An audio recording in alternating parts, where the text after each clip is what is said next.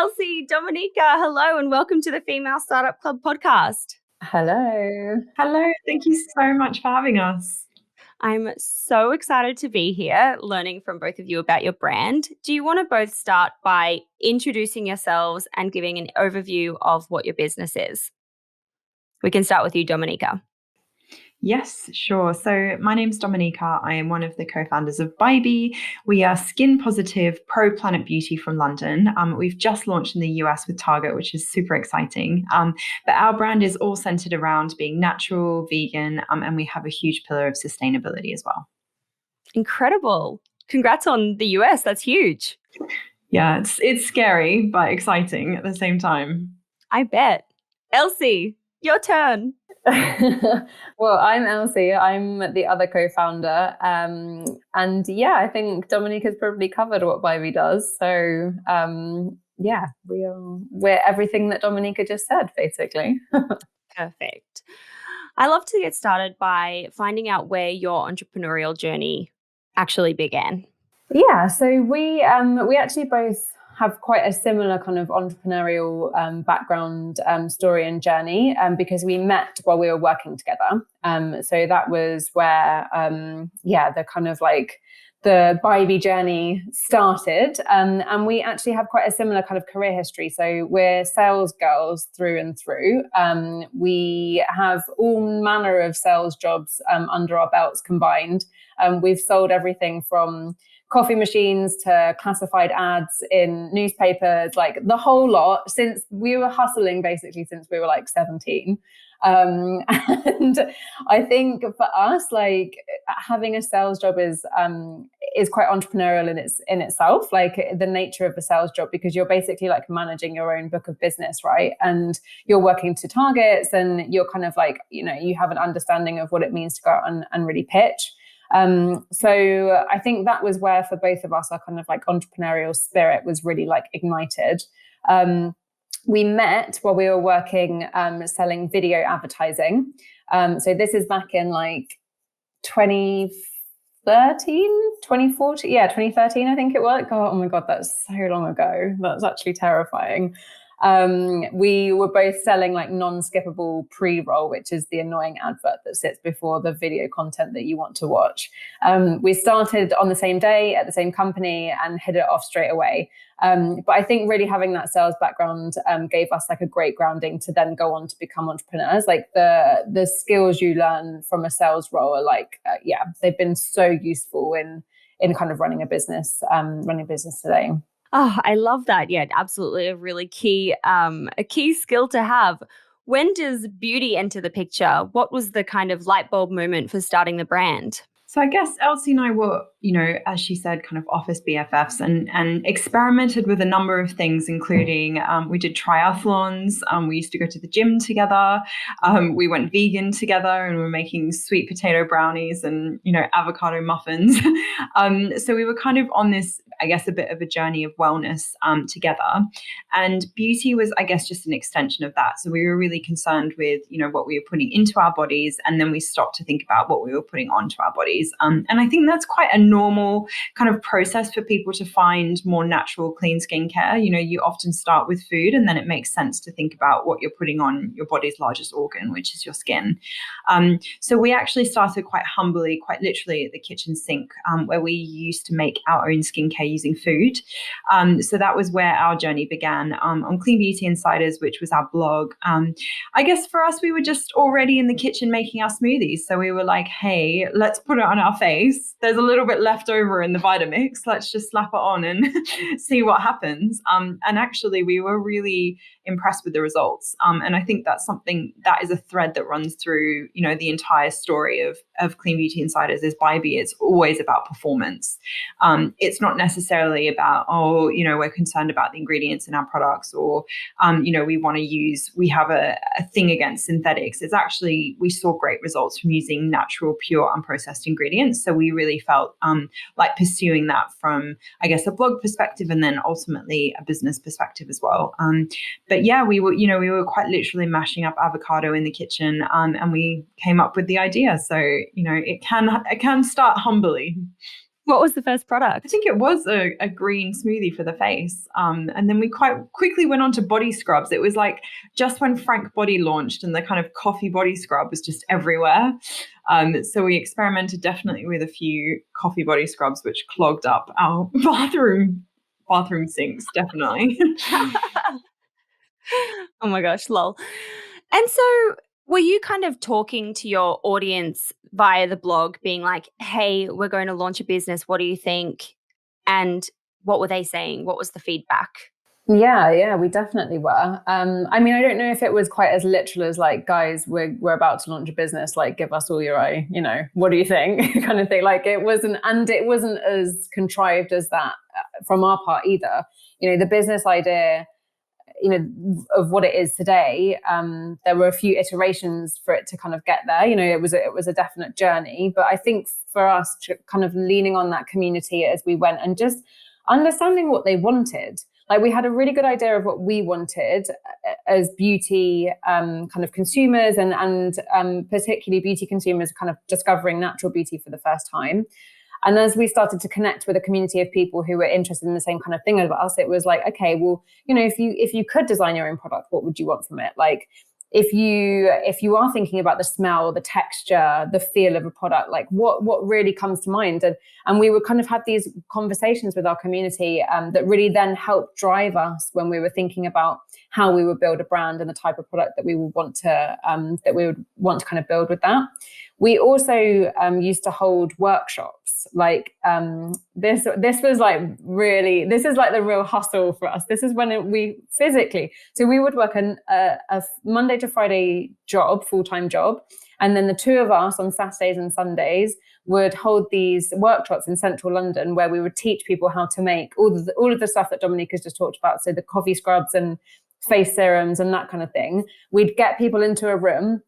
We'd ply them with Prosecco, so it was like a great, like, fun day out. And then we'd make these like amazing, fun, natural beauty products. I mean, this is hours. And then physically, the two of us would like pack it all up, haul everything back to one of our houses where we were storing everything. But those sessions were amazing because we just had this captive audience of people that were really interested in natural beauty. They were a bit drunk. And, we would the conversation would just fly. Like we'd have these amazing conversations to really understand like what was driving these people and what they really wanted from products. So some of those early days really have kind of been instrumental in helping develop what BYBI has now become. That sounds so fun. I feel like we should bring them back. They need to make a comeback. Yeah, we should. We do you know what? We wanted our Saturdays back. We were like, we probably just need to stop working fully 7 days. So, but maybe they'll make a comeback. Maybe we'll do a little cameo sometime soon. Yeah. Little guest appearance. Yeah. Love that. Okay. So you're doing this on the weekend. You've got this really key customer insight. How does it actually become the brand? What are those kind of key steps for you to start building and scaling in the beginning? Yeah, I think there were a number of proof points with Clean Beauty Insiders that we felt, okay, this could actually be a concept. I guess we didn't know it was a skincare brand at that point, but we knew that we were onto something that resonated with an audience. A couple of those key moments were definitely the workshops and how quickly we were able to sell tickets and generate, revenue from those. We got a book deal as well with Penguin. So you can find our book on Amazon. It's called Clean Beauty and it's 100 recipes on how to make your own skincare at home. Very basic. I'm just going to caveat. It's not going to rival your like drunk elephant protini, but will deliver the same results, I would argue. And we kind of just started generating revenue from all of these different things that we were doing. Our Instagram following was growing really quickly, and we just thought, you know what, there's actually an appetite for what we're doing. And I guess what we were doing was making natural beauty a little bit cooler, a little bit more accessible. So we thought, okay, what can we do with this? We could definitely venture down. We had all sorts of ideas. We had like DIY boxes where, you had a subscription and we'd send you ingredients and you'd make your own stuff, customizable things. Do we continue down the eventing route? There were so many different things, but ultimately a brand from producing products and creating a skincare brand made the most sense because actually looking at the market, the reason why we were still in our kitchens making product is because there was no one doing it on a mass scale and selling it through retail. You literally walked into Whole Foods and you'd pick up a brown paper bag of some lavender bath salts or someone's like nice facial oil that they've made in their, backyard shed. But it's definitely wasn't the prime prestige beauty market there is in natural skincare now. Tata Harper wasn't really available. You weren't looking at anything particularly exciting. So we thought, okay, can we marry up these things that we know work, which is natural beauty, talking about the performance and making it accessible. And actually from a brand's perspective, accessibility means price. So can we make natural beauty affordable?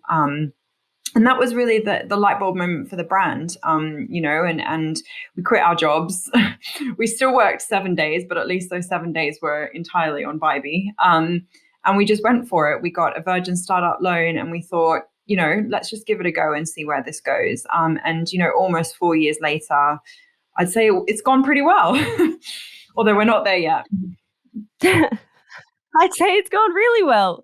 Can you tell me what a Virgin startup loan is and what kind of capital were they able to give you to start the business? Yeah, so a Virgin startup loan is a loan run through Virgin, aka of Richard Branson fame, and it actually piggybacks off of an organisation called the Startup Loans Company, who are essentially built to loan startups money, as you would imagine. It does what it says on the tin, and the Virgin kind of run an application process for them that includes helping you get the startup loan, and then also kind of marries you up with mentors and kind of takes you into the Virgin finance family.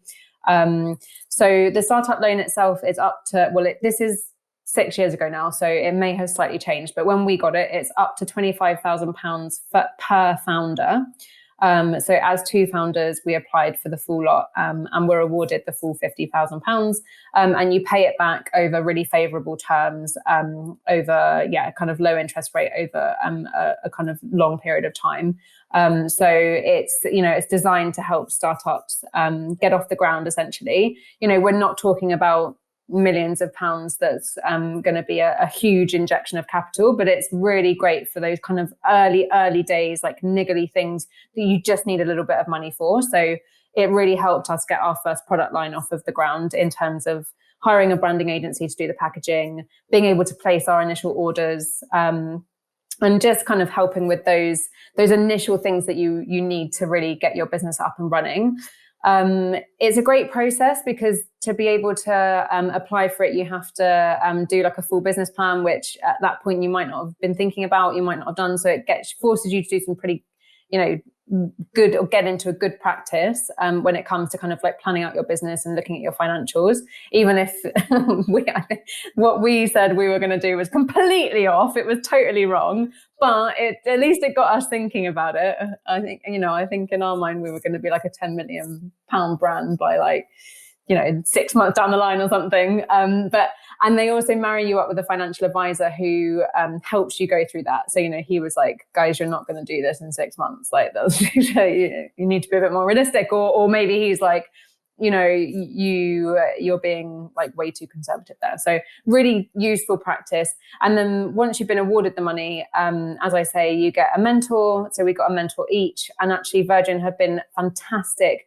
You kind of get swept into Virgin's kind of family. So we've had some amazing PR opportunities off of the back of it. They've got us some amazing kind of like newspaper and magazine coverage, particularly in the kind of like business sections. And I actually interviewed Richard Branson live on stage, which was an amazing kind of PR opportunity as well. That got to meet the man himself, which was great. So would highly recommend it if you're at the very early stages of your business. That's so interesting. I'm wondering, when you kind of applied for that loan, what was the timeline for you to then actually launch and start going out and selling your products? Yeah, so we applied kind of the back end of 2016, and we launched the brand, I guess, officially in August 2017. So what we did between receiving the funds was, as Elsie said, really worked on branding and kind of just getting our first product line up and running. But also during that time, we started to speak to retailers. So I think for us, D2C was definitely, a route that we pursued, and obviously having a blog and an Instagram following, we were able to, recruit customers on a small base quite quickly. But in terms of scaling D2C, we didn't necessarily feel like that was going to be our route as a brand, particularly as in the early days, even really before we launched BYBI, we had a lot of interest from retailers. We launched on ASOS. We actually launched with Forever 21. I don't know if you remember, in the US, they had a chain called Riley Rose, which eventually shut down. But yeah, we launched with them, and that was almost pre-launch for us. We secured those distribution deals.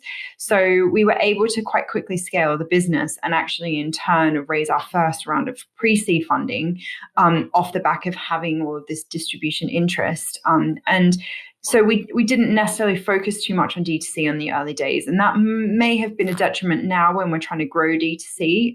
But equally, we've always been a retail first business, and actually beauty lends itself, I would argue, more to wholesale and the traditional retail model than it does to D2C anyway.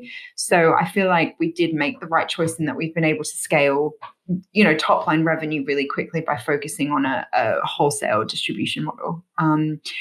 Yeah, it definitely, it was a process, but I think in that period of time, having the blog and the book and all of the press, we were able to really recruit investors and retailers.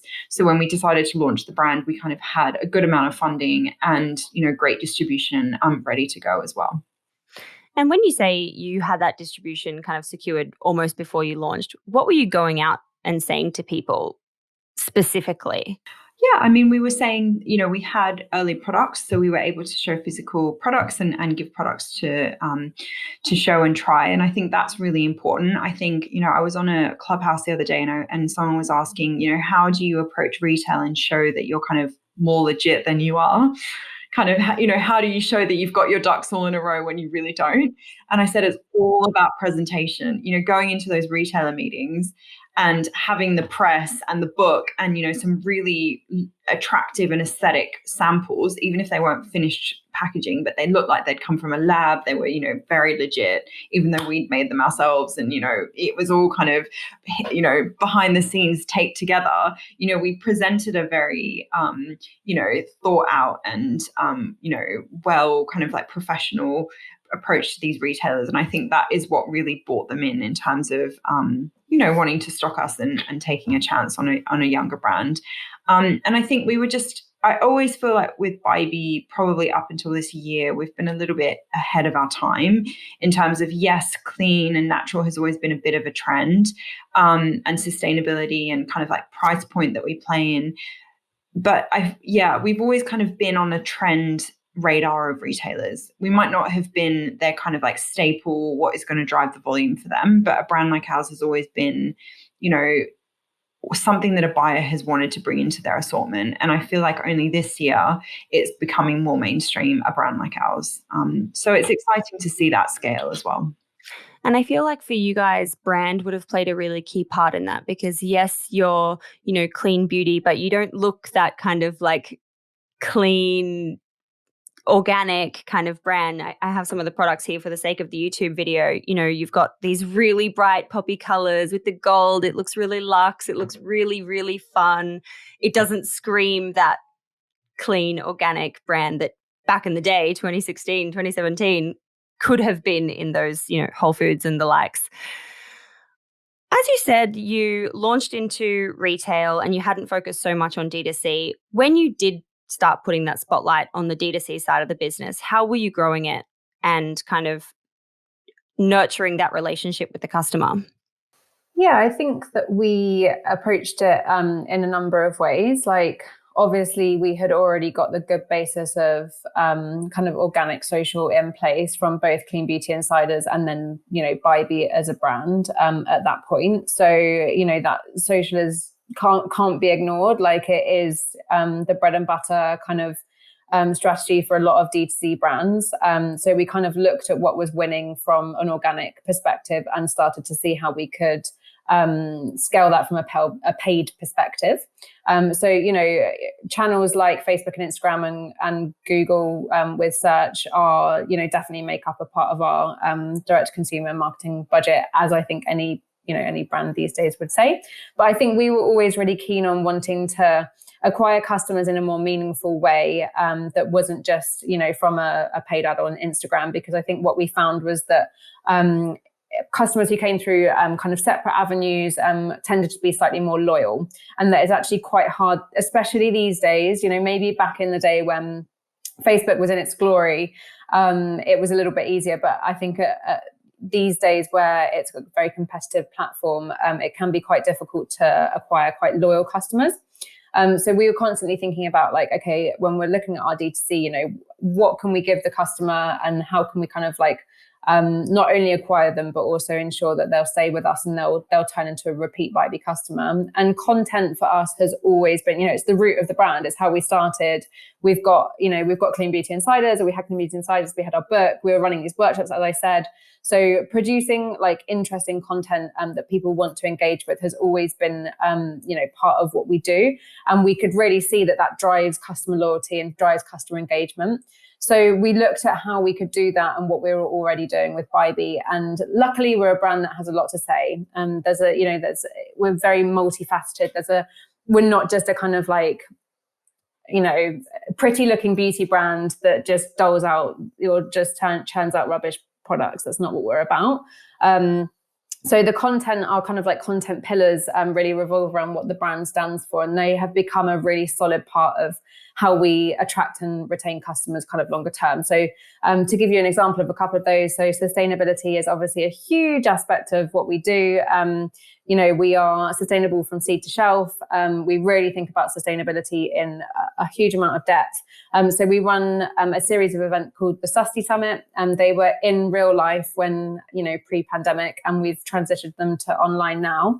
And they're basically where we come together, we pick a topic of sustainability. So we call it Susty. That's our like term for sustainability. And we bring in panelists. We'll do live Q&As. And we just really unpick that in a way that feels consumer friendly. The whole idea of the Susty Summit is to help people who want to shop more sustainably do that. Like, we're not here to preach at people. We're here to say, like, okay, how can we make your life easier? And that started off being about beauty, but it's actually kind of spanned out into all different, you know, we've looked at fashion, we've looked at food and drink. So that in itself is a really, you know, lovely way for us to be able to connect with our consumers. But what it also gives us is an in real life pre-pandemic and then now virtual way of actually like coming face to face with our future customers or our existing customers, of driving loyalty, of giving them something extra that goes above and beyond just selling them a product. So I think that content piece is really, really important. And it makes up a huge part of our kind of direct to consumer marketing strategy, but it also then filters into how we support our retailers with marketing as well, right? So it's not just about our direct, but it's also, as Dominika said, we are a retail business. So, we work in collaboration with the likes of ASOS, for example, to provide content, because as I say, we're a brand that has a lot to say, and we can give the likes of an ASOS, you know, interesting content that perhaps some of their other brands couldn't. So I think content will always be a really core pillar to our kind of marketing strategy and how we attract customers. That's so interesting and really cool. And it kind of leads into something that I was wondering about in general, because I don't know the answer to this. But when it comes to the economics of building a product like yours, it's an affordable brand, but it's very, like, you know, you've got all the recyclable products, you've got the recyclable dyes, I was reading, everything's sustainable. Does that impact, you know, your bottom line? Or is it actually that just brands aren't doing it as much when they actually could afford to be doing it? Do you know what I mean? I think it's an interesting question. I think it doesn't impact our bottom line. I think it impacts our gross margin. So perhaps our unit economics per product aren't as strong as another brand, but I feel like we spend less on trying to acquire and retain customers, because actually the quality of our product and the ethos around the brand is really strong, and that's really filtered through the product. If you look at the packaging, as you said, you know, you're picking up something that feels quite luxe, but it's an affordable price. So you're kind of catering towards an audience which is looking for quality and value. And I think that is very much a customer, like post-pandemic, it's definitely a target customer. So actually being able to have a lower price point and perhaps be squeezed on gross margin slightly more than another brand that chooses to price their products higher, we're able to reach a critical mass by, partnering with retailers like Target, whereas perhaps that other brand goes to a Sephora, and the footprint of Sephora is actually a lot lower than a Target. But we spend less money trying to recruit those customers, as I said, because I think a lot of our recruitment is done through the actual products. So I would argue that our bottom lines are the same. The money just is spent in different ways. And arguably, that's actually more value for the customer rather than spending money on, big marketing campaigns and sending it to Google and Facebook. We're investing that money into our product, which has a direct benefit for our customer. But things are getting much more affordable. And obviously, we are very careful about the way that we, manage our gross margin. And it's super important for us to still be, a profitable business and show good unit economics. So we do a lot of smart things behind the scenes in order to, get good prices on packaging.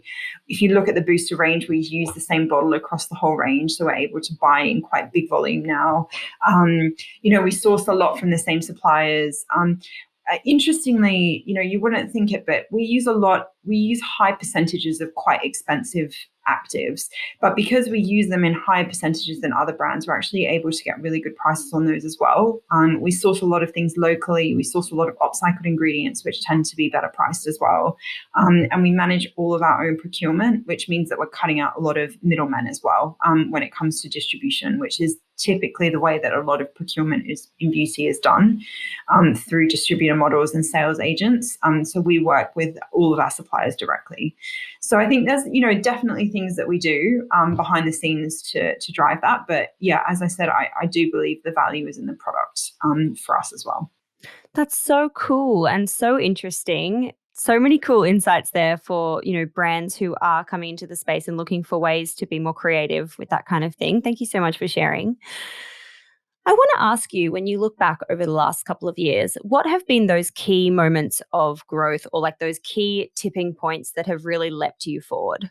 I mean, we're firstly to say, we're not always the best at really recognizing or stopping to recognize achievement, because we are both 100 miles an hour.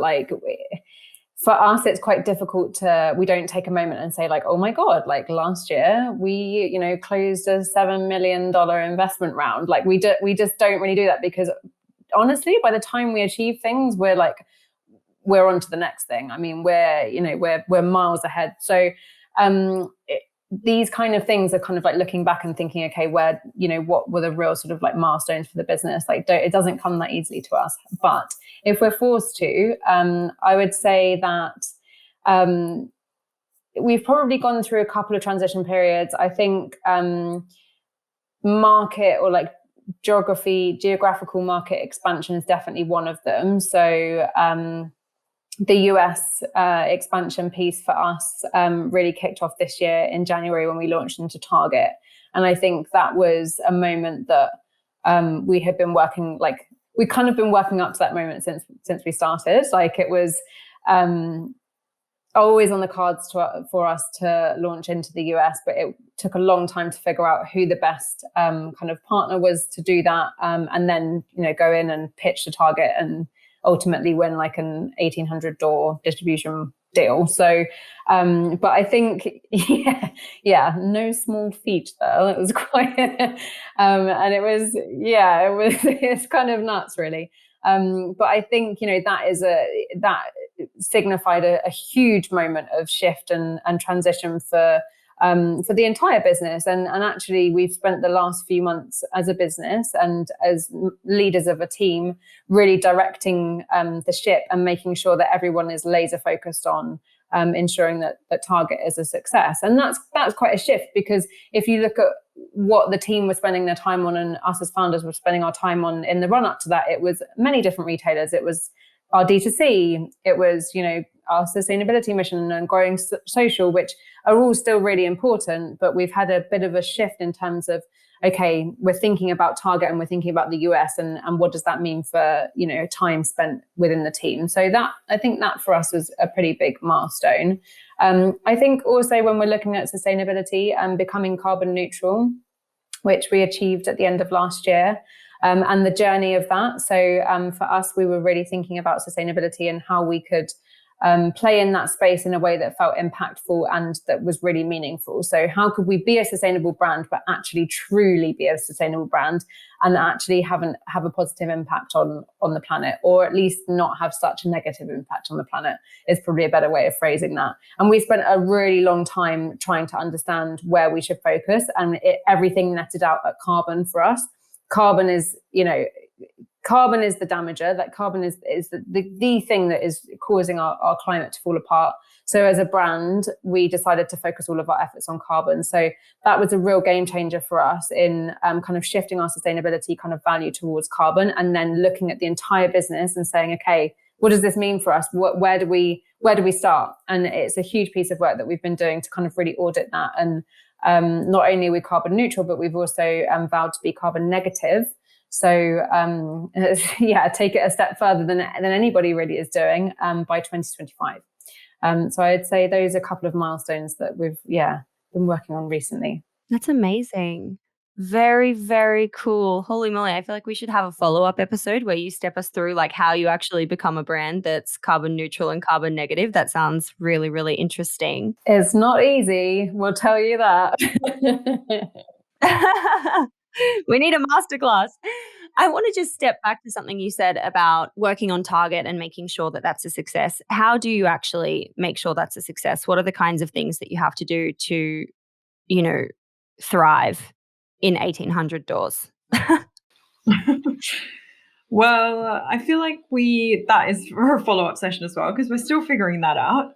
We've only been in there for, less than 3 months now. So it's crazy, as Elsie said, just to think about that volume and that scale. Sometimes I see the doors, the store names, and I'm like, where even is that? I just have no concept of that location, because there's so many Targets across the US. It's just, and in so many places I've never heard of. So our reach at the moment is crazy. And to think that, people are buying BYBI at such volume, it makes me so overwhelmed with anxiety and joy at the same time.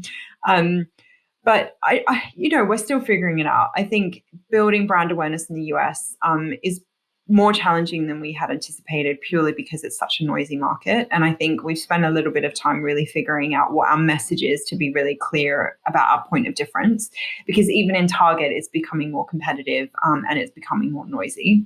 So I think for us, and I would advise any brand launching either into that market or as a new brand, as a US brand, is just to make that soundbite very clear. What is it that you're doing that's different, and how can you articulate the value prop to the customer? And as you've pointed out, as we've discussed around packaging, that is a big part for us, because if you look at the other brands in Target, actually they do definitely follow the mass trend of, no outer, cartons, often quite, cheap, flimsy plastic packaging.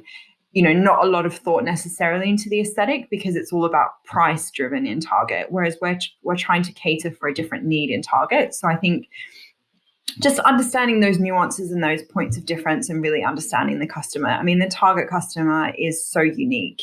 They're completely unlike any other customer we have in any of our other retailers. And I would dare even say, in any other retailer in the US, the Target customer is a customer to their own. So really trying to understand how they consume their media, how are they going to be impacted walking into such a sizable store with so much on offer, not just in beauty, but in every category. How can we lure them into skincare and then lure them to our brand? So there's still a lot that we're figuring out, but I think influencers has been the key focus for us, because we know that a lot of those customers engage with media on social media. So the fastest way for us to make our brand known is to kind of be seen everywhere with the right people on social. And it's pretty basic. I wouldn't say that we're reinventing the wheel. It just requires a bit of cadence, a lot of stock and good Excel spreadsheets.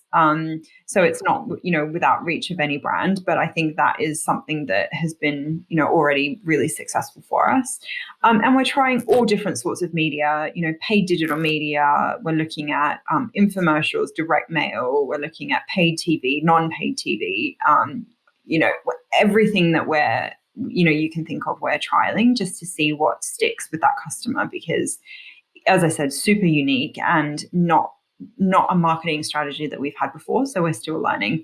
But I would say, the target partnership is growing, which is the most important thing. And already we're so overwhelmed with the volumes that we're doing. It's so amazing to see so many people buying BYBI, and it's such a pinch me moment. So really excited just to grow that partnership and I guess become one of their, heritage big brands. That's really our ambition for that retailer. So exciting. So exciting.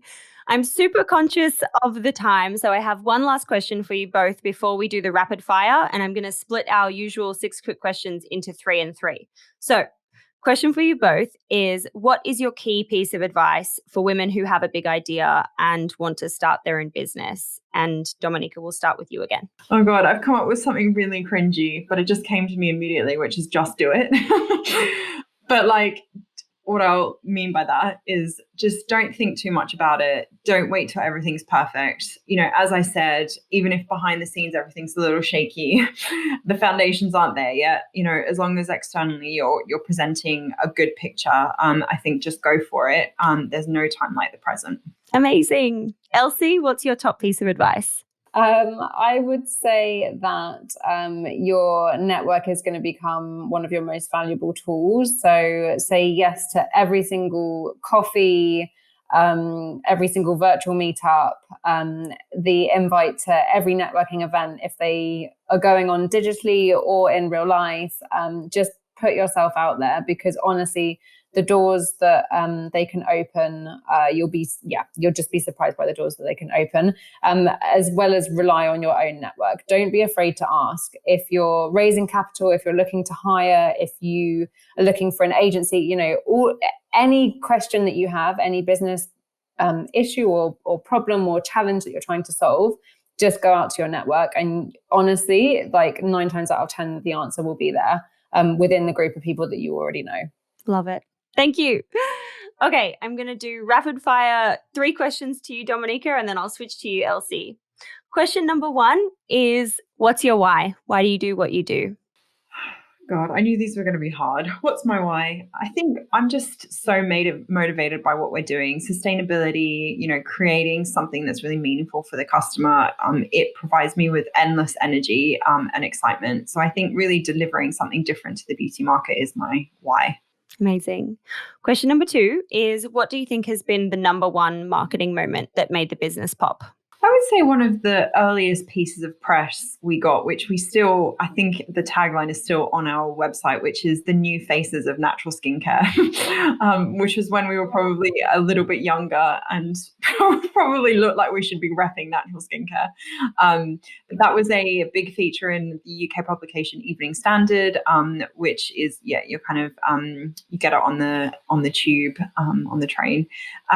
So that was a big moment for us. It was a big kind of full page image of us with the tagline, new faces of natural skincare. And that was a real moment, I think, for us.